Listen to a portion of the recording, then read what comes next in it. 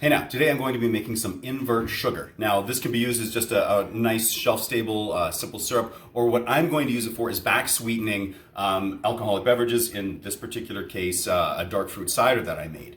Now it's really easy to make, doesn't take too long, and let me show you what you need. Okay, so this is a really simple recipe. Now the base for it is 187.5 grams or mils of water. I'm using filtered water for this because it is going in a cider. I don't want there to be any chlorine or chloramine or anything in there that might create some off flavors for that.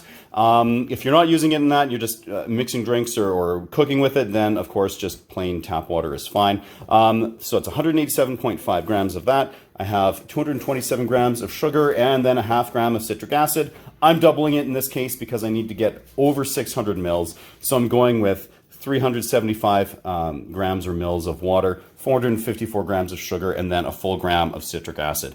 Instead of citric acid, a person could use like lemon juice or cream of tartar or something like that. But again, I'm not going for any sort of flavor contribution. Same reason I'm just going with white sugar instead of any dark sugar. And therefore, citric acid, really reliable, easy to use. I like it, and it's cheap. Now, you need to get this heating up. So I'm going to be heating it up in this Erlenmeyer flask on this hot plate here. I just like it. It's a nice kind of gentle, radiating, consistent heat, and that'll work totally fine. Alternatively, a person could use just like a heavy base sauce pot or whatever on the stove, but I've got the toys here, so I'm going to use it. So let's get this all mixed together. All right, so I've just gone ahead and thrown the flask up on top of this. Now, if you are ever going with this, like a borosilicate flask, and you're putting it onto either a stovetop or a heater like this, you need to make sure that the underside is completely clean and free of any sort of moisture or anything like that. Otherwise, it can crack your flask, which has happened to me before. It really sucks. I'm going to be adding the citric acid first, just using this funnel, even though I have a wide mouth jar here, or flask. I don't want to risk spilling any. Next, in goes my sugar. It's got... Oh, that's convenient. There we go. A little clump of it there.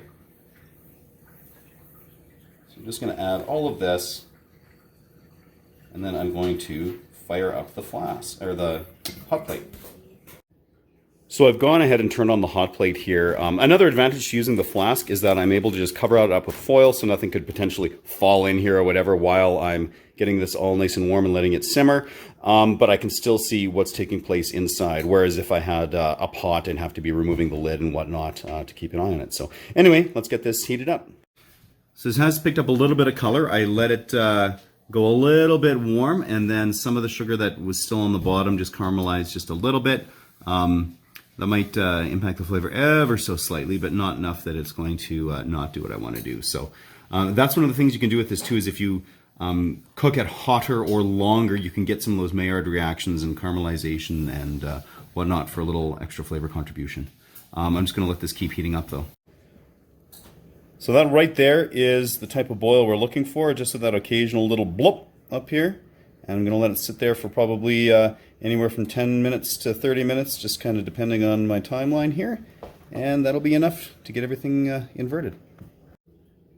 So after 20 minutes of boiling like, well, you know, that super light boiling like that, I just turned it off and sort of let it naturally kind of cool down to room temperature. I still have it capped here so that it can be easily transported to my friend's house, where we're going to be adding this to a dark fruit cider. So you can see there was just a little bit of caramelization and Maillard stuff going on there, particularly during the initial part of heating that up, just because I had it kind of ripping hard so I could pick up just a touch of color, but not too terribly much. Should be very complimentary for that cider. So yeah, it's almost time to dose. Are you talking or am I? Well, I think we can both talk. So yeah, we have our invert sugar here. It is ready to go. And what are we putting this into? We're putting it into a dark cider. It's had a secondary ferment and a bunch of black currants. Should be just beautiful. A little back sweetening so the wife will enjoy it. Fabulous. All right, so we have that all. Go. Star sand up.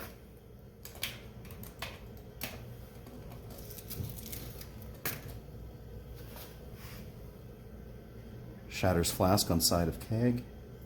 Well, that would be totally on brand. Yep. And then with something like this, once you get that lid back on there, all you need to do is just purge with a little CO2 so you're not getting a bunch of oxygen pick up into your beverage.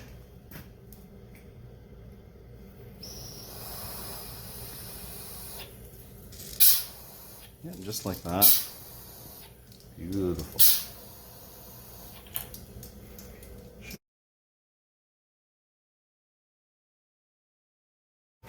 Give her a little mix.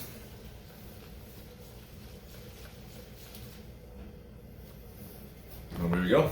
Ta-da!